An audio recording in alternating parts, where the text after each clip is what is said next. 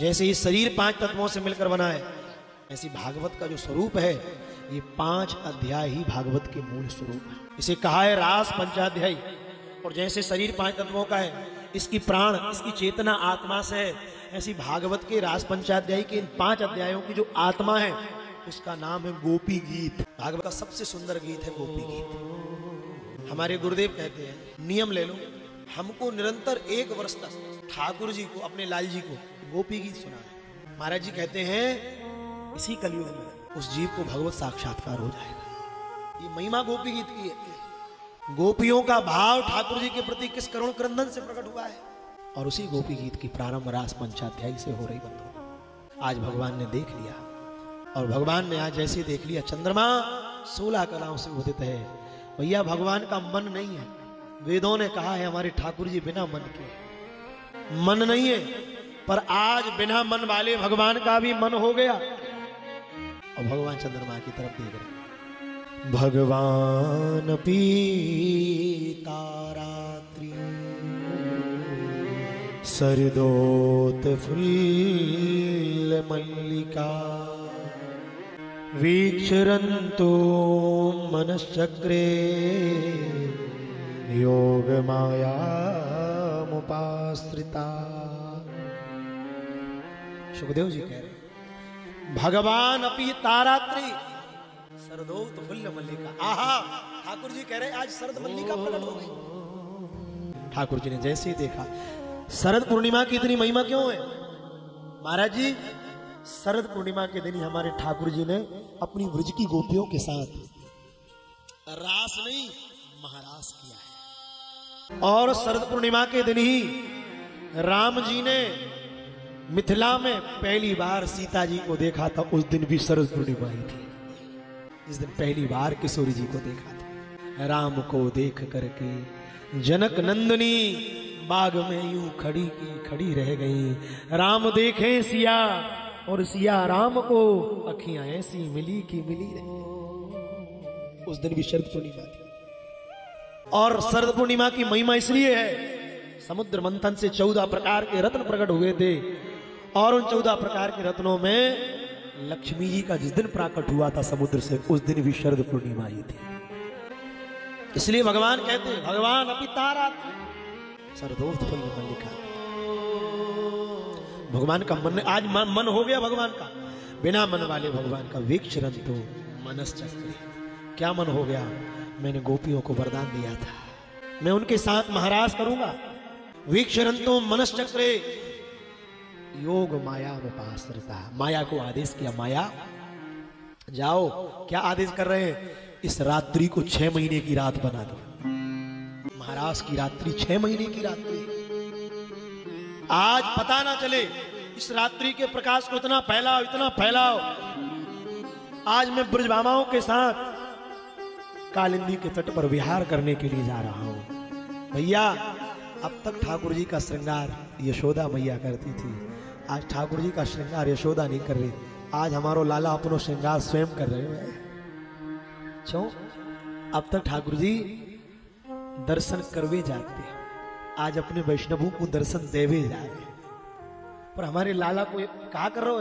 हमारे लाला को पता ना कहाँ वस्तु कहाँ लगाई जाए। हमारो लाला आंख की वस्तु को होंठन पे लगाए रहो, और होंठन की वस्तु को आंख में पधराए रहो। सुखदेव जी कहते ये भगवान का श्रृंगार है, और आज भगवान जा रहे हैं। बंधु, बंसी अलग है, वेणु अलग है, मुरली अलग है। एक जगह बंसी बजा रहे, एक जगह वेणु बजा रहे। बरहा पीडम नटवर बपो कर्णयो कर्णिका बिभ्रदवासा कनक कपिशम वैजयंती चमाला रंध्रान वेणोरदर सुधया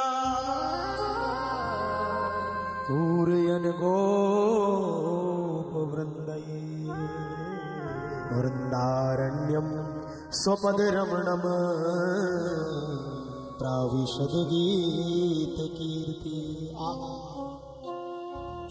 भगवान सुखदेव कहते ठाकुर जी वृंदावन में कैसे जा रहे, गायों से घिरे हैं और क्या कर रहे हैं, ठाकुर जी की अलकावली है, ठाकुर जी के घुंघराले केश हैं और घुंघराले केशों को धारण करके मोर मुकुट धारण करे, बरहा पीडल, मोर का पंख धारण करे और घुंघराले केश है, कमर में आज वस्त्र बांधे हैं, लपटी हाथ में लेकर चले जा रहे और ठाकुर जी वेणु को अपने करों में धारण करे हैं और अधरों पर शोभा दे रहे और गायों से घिरे हुए वृंदावन में प्रवेश कर रहे। और जैसे ही वृंदावन में प्रवेश कर रहे गोपियां कहती भगवान वेणु बजा रहे हैं, दूसरी जगह वंशी बजा रहे, वंशी विभूषित करान नवनीर दाभात पीताम्बरादरुण बिंब फलाधरुष्ठात् पूर्णेन्दु सुंदर मुखात् दरविंद नेत्रात् कृष्णा परम किमपि तत्त्वमहं न जाने। दूसरी जगह भगवान बंसी बजा रहे, पर आज ठाकुर जी बंसी नहीं बजा रहे, ठाकुर जी वेणु नहीं बजा रहे, आज हजारों हजार गोपियों को अपने महाराज में बुला रहे, आज भगवान मुरली बजा रहे हैं और आज भगवान मुरली धारण कर रहे हैं करों में श्रृंगार करके। ठाकुर जी जैसे गए बंधु, आहा ठाकुर जी आज यमुना के तट पर गए, बंसी वट पर गए और यमुना पर ठाकुर जी जैसे ही बंसी वट पर पहुंचे हैं, बंसी वट पर जाकर भगवान ने अपने करों में जैसे मुरली को धारण किया, मुरली का अर्थ है जो मनुष्य को मोहित कर लेती है, अपनी ओर आकर्षण से खींचती है, उसको कहते हैं मुरली। आज मुरली को जैसे करों पर धारण किया, आहा ठाकुर जी ने मुरली बजाई, कोई गोपी गैया का दूध दोहन कर रही थी, उसने गाय के दुग्ध को दोहना बंद कर दिया, छोड़ दिया और ठाकुर जी के रास की ओर भागी जा रही है। एक गोपी रोटी बना रही थी, आज जैसी ठाकुर जी की मुरली सुनी, आज रोटी छोड़ी और आज दौड़कर गोविंद के महाराज में जा रही। एक गोपी श्रृंगार कर रही थी और श्रृंगार करते करते एक नेत्र में आज काजल धराया, पर जैसे ही गोविंद की मुरली कानों में गई, दूसरी आंख में काजल नहीं धरा पाई और छोड़कर गोविंद के महाराज की ओर जा रही। एक गोपी अपने पति के साथ बैठी थी, गोविंद की मुरली को सुना, जाने लगी, पति ने द्वार बंद कर दिए, बोले नहीं तू नहीं जाएगा। हाथ जोड़कर कहा नाथ मुझे जाने दो। क्यों? आज मेरे ठाकुर महाराज कर रहे हैं, इसी के लिए तो मैंने मानव का जीवन धारण किया था।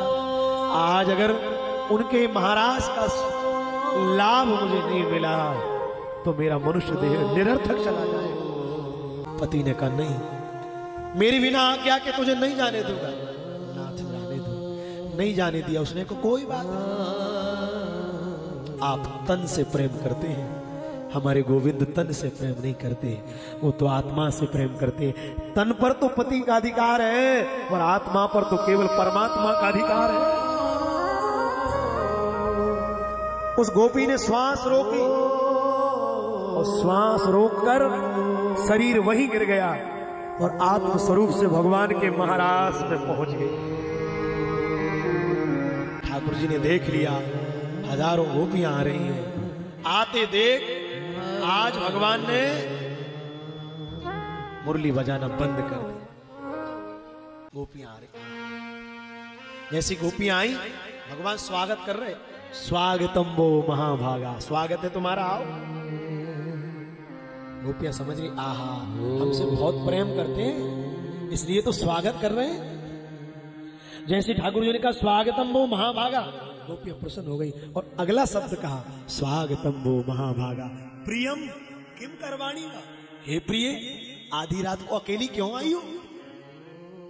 क्या कह रहे हो? हाँ, स्वागतम वो महाभागा प्रियम किम करवाणी वा ब्रजस्यानाम मयम कच्चित वृतागमन कारणम। हे गोपियों, अर्धरात्रि में स्त्री को अपने बिना स्वजनों की आज्ञा के अकेले नहीं आना चाहिए। क्यों आई हो? क्या कारण है? वृतागमन कारणम, तुम्हारे आने का क्या कारण है? एक गोपी दूसरे को देखती, दूसरी तीसरी को देखती, तीसरी चौथी को देखती। उन्होंने कहा क्यों सखी, पहले तो टेढ़ी तिरछन मार के बुला लेती है और अब पूछ रहे क्यों आई हो? अच्छा, भगवान ने कहा अच्छा रात में चंद्रमा नहीं देखा तुमने, चंद्रमा देखने आई हो? चंद्रमा देखना है। दृष्टम बनम कुष्मितम राकेश कर रंजितम। देखो देखो देखो, आज चंद्रमा 16 कलाओं से पूर्ण होकर उदित हुआ है। गोपी ने कहा सुनो, प्रवचन मत सुनाओ, ये चंद्रमा बहुत देख लिया हमने, चंद्रमा को कब तक देखेंगे। हे गोविंद, आज हमको दूर मत करना। क्यों? क्योंकि हम उन्हें छोड़कर आ गए जिनके साथ रहते थे। अब लौट कर जाएंगे तो वो स्वीकार नहीं करेंगे। भैया ठाकुर जी का रास है। आज भगवान गोपियों से पूछ रहे क्यों आई हो, क्या कारण है। गोपी ने कहा क्या बताएं, जब से आए हैं जब से यही पूछ रहे क्यों आई हो क्यों आई हो। एक गोपी ने कहा बोली सुनो, हम आपसे एक बात पूछे। भगवान ने कहा पूछो। किसी पतिव्रता नारी के जीवन का नियम है, पति के पहले जागती है, सारी व्यवस्थाएं व्यवस्थित करती है, उनकी तैयारी करेगी, चाय पानी देगी, भोजन बनाएगी, भोजन कराएगी, उनकी पूजा करेगी। एक पतिव्रता नारी के प्रतिदिन का यह नियम है नाथ। भगवान ने कहा फिर बोले एक बात, उसका नियम है प्रतिदिन पति की पूजा, पर कभी किसी दिन उसके पति को धन अर्जित करने के लिए 10-20 दिन के लिए बाहर जाना पड़े, तो ऐसी स्थिति में उस नारी को क्या करना चाहिए, क्या करना चाहिए। भगवान हंस करके दे, अच्छा ऐसी स्थिति में क्या करें। भगवान ने कहा मिट्टी का पुतला बनाओ, उसको पति मानो और पूजा करो। अच्छा, सरकार मिट्टी का पुतला बना लिया, उसको पति मान लिया, उसकी पूजा करते रहे। नाथ एक बात बताओ, मिट्टी के पुतले की पूजा करते करते इतनी देर में असली पति दरवाजे पर खड़ा है, दरवाजा खटखटा रहा है। अब ये बताओ मिट्टी के पुतले की पूजा करें कि असली के लिए दरवाजा खोले। भगवान ने कहा गोपियों, जब असली पति आ गया तो मिट्टी के पुतले को छोड़ो और असली के लिए दरवाजा खोलो। गोपियों ने कहा यही तुम्हारे प्रश्न का उत्तर है। तुमने कहा क्यों आई हो क्यों आई हो। सुनो, हम मिट्टी के पुतलों को छोड़कर आ गए, आप हमारे असली पति हो, आपकी समझ, आप हमारे असली पति हो ना। क्यों ऐसे बर को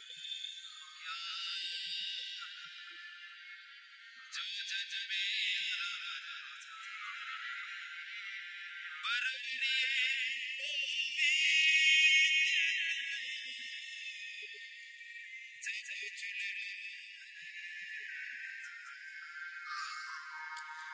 कहती है पति का वर्ण क्या करो, जन्म लेकर मर जाए। मायरे मैंने ली गोविंदा, मैंने ठाकुर जी को ले लिया और संसार मेरा वर्ण नहीं कर सकता। सुरदास जी कहते हैं मायरे मैंने ली गोविंदा। ठाकुर जी प्रसन्न हुए, ठाकुर जी को बस एक बात बता। गोपियों ने उत्तर दिया, भगवान ने कहा देखो कोई पतिव्रता नारी, भयंकर सर्दी पड़ रही है, सामने अग्नि का कुंड जल रहा है और उसका पति गोद में सर रख के सो रहा है। नन्हा सा 1 वर्ष का बालक खेलते खेलते अग्नि के पास जा रहा है। एक बात बताओ, उस स्त्री को क्या करना चाहिए, पति को जगाए कि बच्चे को बचाए। गोपी ने हाथ जोड़कर कहा नाथ, पति को नहीं जगाना। बोले क्यों? अगर उनको अनिद्रा आधी नींद में जगा दिया तो पातिव्रत खंडित हो जाएगा। पति को नहीं जगाना। बोले क्यों? पति धर्म है, बच्चा कर्म है। नाथ, धर्म अगर चला गया तो फिर नहीं हो सकता, पर कर्म चला गया तो कर्म फिर भी किया जा सकता है।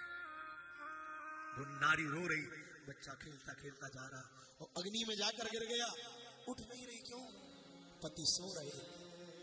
और जैसे पति की निद्रा खुली, आज वो गोपी उठकर भाग कर जा रही, मेरा बच्चा जल गया होगा। पर आज जाकर जैसे अग्नि कुंड में देखती है, जो अग्नि जलाती है वो अग्नि ने जलाया नहीं, वो अग्नि में बच्चा खेल रहा है।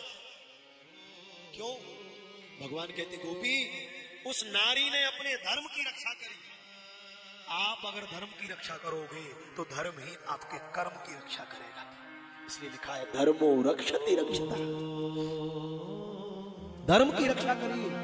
अब तो भगवान प्रसन्न है और ब्रजबामाओं के साथ भगवान रास करने लगे।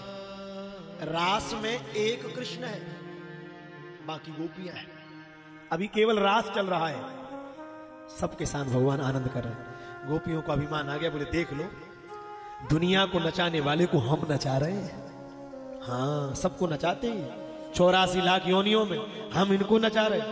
अरे भगवान समझ गए, अभिमान आ गया। और भगवान कहते जहां अभिमान है वहां मैं नहीं रहता।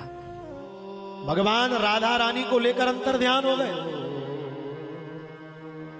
गोपियां विलाप करने लगे, हे प्राण वल्लभ, हे जीवन धन, हे गोपीजन वल्लभ, कहां छोड़कर चले गए? हम बिनमोल की दासियां आपके बिना रह नहीं पाएंगे। अब मार्ग में राधा रानी को लेकर जा रहे, राधा रानी को भी अभिमान आ गया, सबको छोड़ आए, हमको ले आए। राधा रानी ठाकुर जी से कहती, जय जय, चलते चलते पामन में पीड़ा है रही है, आपने हमको अपने कंधे पर बिठा लो। ठाकुर जी समझ गए, बोले तुमको भी अभिमान आ गया। ठाकुर जी ने कहा, चढ़ जाओ कदम के वृक्ष पर,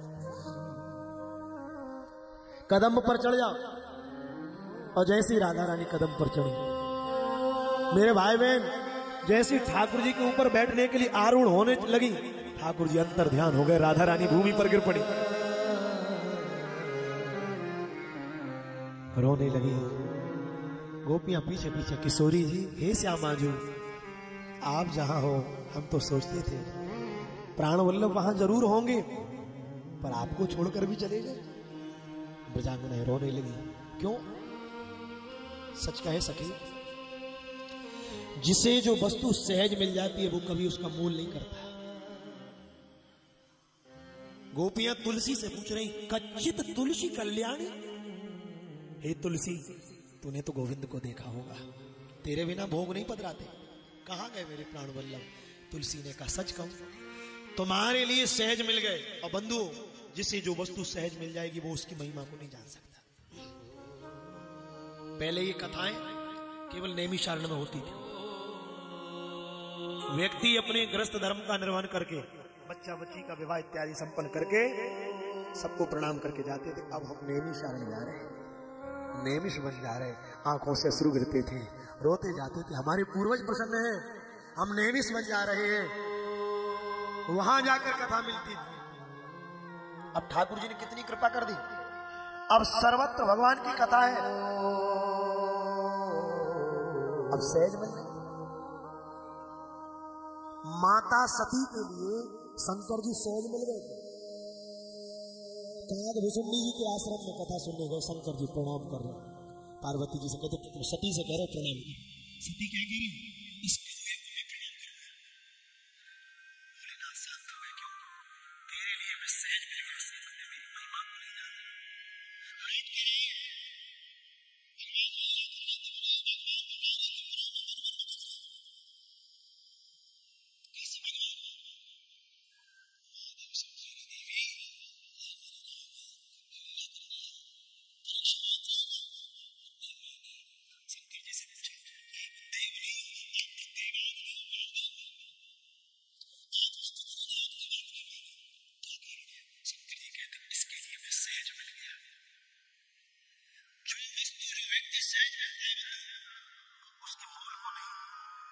माता ने जब उस देह का त्याग किया, पार्वती बनकर आई, 3000 वर्षों तक बेलपत्री खाई, 3000 तक बेलपत्री खाई, शरीर सूख गया, नाक फूल गई, पत्ते जैसी हो गई, तब हाथ जोड़कर महादेव अब मुझे स्वीकार कर दो। तब भगवान के महत्व को जान पाई। एक बार लक्ष्मी नारायण से रूठ सकती है, ब्रह्माणी ब्रह्मा जी से रूठ सकती है, पर मां पार्वती कभी महादेव से नहीं रूठ सकती है। क्यों? इसलिए देख लो, माता कभी अपने विश्वनाथ से नहीं रूठती। इसलिए देखो, माताओं के जितने व्रत होते हैं सब में किनकी पूजा होती है? लगभग सब में किसकी पूजा होती है? किसकी होती है? बोलिए ना भाई, ऐसे बैठे रहते, किसकी होती है? किसकी होती है? पार्वती जी और शंकर जी। अब देखो, जैसे पार्वती जी नहीं रूठती तो उनकी पूजा होती है, तुम भी रूठना बंद कर दो, तुम्हारी भी पूजा होने लगे। कारण तो यही है, तुम्हारी पूजा इसलिए नहीं हो रही। भोले बाबा तो जानती हो, लक्ष्मी जी को भगवान नारायण ने श्राप दिया था कि तू कभी मां नहीं बनेगी। लक्ष्मी जी रोती रोती आई, मैं अभागी हूं, मेरा पति मुझे श्राप दे रहा है, मैं मां नहीं बनूंगी। रोती रोती सरस्वती जी के पास आई, कहा क्यों रो रही हो? मेरे पति ने मुझे श्राप दे दिया, मैं मां नहीं बनूंगी। सरस्वती जी ने कहा चिंता मत कर,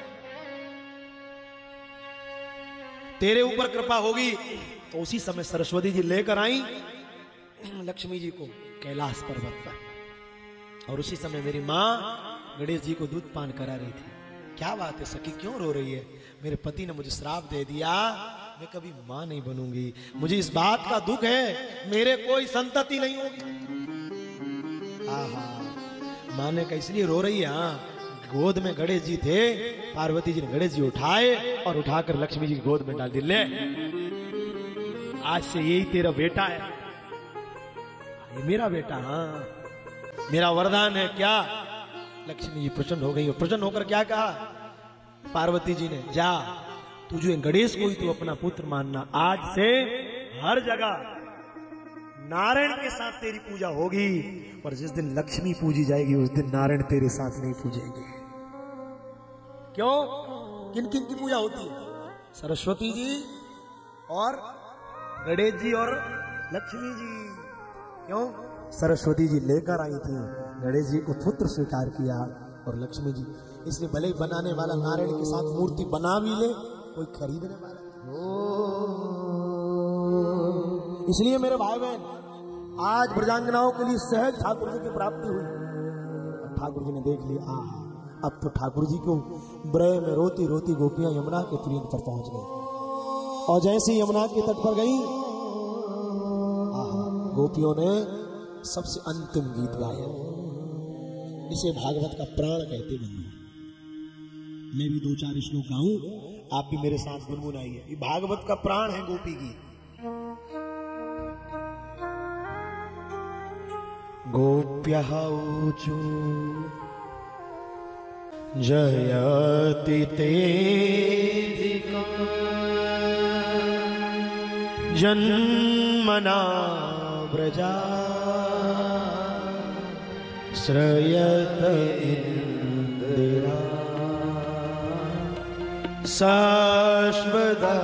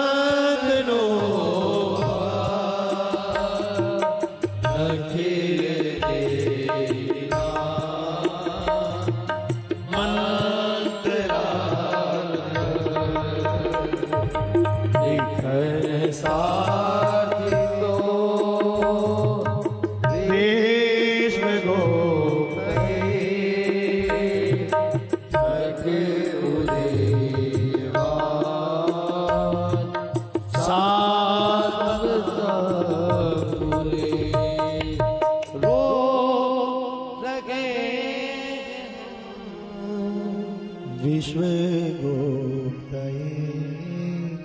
सख उदेश।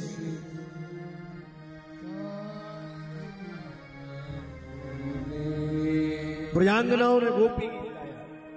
मैंने तो केवल 1-2 श्लोक गाए भाई, पूरा 22 श्लोकों में गोपी गीत है। ब्रजांगनाएं कहती जयति तेधिकम जन्मना व्रजा। हे नाथ, पहले लोग कहां जाते थे? वैकुंठ जाते थे। कहां जाओगे? वैकुंठ जाएंगे। अब कोई वैकुंठ नहीं जा रहा। अब कौन लोग से पूछे कहां जा रहे हैं? बोले चलो मन वृंदावन की ओर, हम वृंदावन जाएंगे। जयति तेधिकम जन्मना व्रजा। ऐसा मत समझना आपके जन्म लेने से ब्रज धन्य हो गया। हे नाथ, हमारा ब्रज तो पहले से ही धन्य है, तभी तो आपने ब्रज में अवतार लिया है, तब तो आप ब्रज में आए, अन्यथा आप ब्रज में आने वाले नहीं थे। जयति तेधिकम जन्मना व्रजा श्रयत इंद्रा शश्वतप्त्री। जानते हो नारायण की धर्मपत्नी का नाम है लक्ष्मी, रमा देवी। जब से आप ब्रज में आए हो तो रमा देवी भी ब्रजमंडल में पग पग पर विचरण कर रही है। हे नाथ, हे दैत दृश्यता, हमारे जैसी बिनमोल की दासियों को देखकर आप हमको छोड़कर चले गए। कालिया नाग बहुत बढ़िया था। कालिया नाग के फण को देखो कैसे कांटे लगे थे, और कालिया नाग के ऊपर बिना पदत्रैण पहनकर उसके फण पर ताता थैया करके नाच रहे थे, तब आपको पीड़ा नहीं हुई। आज हमारे जैसी गोपियों ने थोड़ा मान कर लिया, हमको छोड़कर चल गई। फणि फणार्पितम ते पदाम्बुजम कर्णुकुचे सुना क्रंदी रक्षयम। हमारा हृदय इतना कठोर है गोविंद, हम रह नहीं पाएंगे। आप हमारे प्राण हो, जीवन हो, सर्वस्व हो। जिनसे विवाह हुआ था उनको छोड़ कर आप सर्वस्व ना स्वीकार नहीं। ये गोपी कहती है नहीं मिले फिर भी हम जिएंगे। कैसे जियोगे? तब कथामृतम तप्त जीवनम कवि विरंडितम कलमशापहम श्रवण मंगलम श्रीमदाततम भुविगृणन्ति ते भूरिदा जना। गोपी कहती है कृष्ण ना मिले तो रह जाएंगे, पर कृष्ण की कथा नहीं मिली तो नहीं रह पाएंगे। इसलिए मेरे भाई बहन, दास सदैव एक बात कहता है, भगवान मिले ना मिले भगवान की कथा मिलना चाहिए। क्यों? जिसको भगवान की कथा मिल गई, ये लिख लो, उस व्यक्ति के लिए भगवान भी निश्चित ही मिलेंगे, कोई संदेह नहीं। ये कथा नहीं है या इसलिए आए हो, ये कृष्ण से मिलने का पता है। यहां तो गोपियों ने कथावाचकों की प्रशंसा करी, भूरिदा जना। भगवान की कथा गाने वालों, आपकी भूरी भूरी प्रशंसा है। आप कथा का दान कर रहे हो, ऐसा अमृत दान कर रहे हो, हमारे जैसे बिनमोल की दासियों को प्राण दे रहे हैं। भगवान से जैसे ही उन्होंने विनय करी प्राणनाथ, अब तो ठाकुर जी से रहा नहीं गया। रुरु सुश्वरम राजन कृष्ण दर्शन लालसा। अब तो गोपियां रोने लगी और विकल हो गई, और जैसे विकल हुई अब तो ऐसा लग रहा है गोपियों के प्राण निकल जाएंगे। भगवान समझ गए, जैसे बिना पानी के मछली तड़पती है, जैसे बिना पानी के प्यासा तड़पता है, बिना भोजन के भूखा तड़पता है, ऐसे आज गोपियां तड़प रही हैं। गोविंद के बिना प्राण निकल जाएंगे। और जैसे भगवान ने सोचा गोपियों के प्राण निकल जाएंगे, उसी समय अब पहले हुआ था रास, अब ठाकुर जी महाराज करने के लिए आज गोपियों के मध्य में यमुना के पावन कुलीन पर रास बिहारी बनकर प्रकट हो गए। आज रास बिहारी बनकर ठाकुर जी जैसे ही प्रकट हुए, एक एक गोपी के मध्य में एक एक कृष्ण है। रास में एक कृष्ण थे, बाकी गोपियां थी। महारास में जितनी गोपियां हैं उतने कृष्ण अवतार थे। गोपियां रो रही हैं, हे प्राण वल्लभ, हे जीवन धन, हे गोविंद, आपने हमारे लिए प्राण दान दे दिया। मैं तुम्हारी भक्ति से प्रसन्न हूं। और जो का अब तो ठाकुर जी महाराज करने लगे।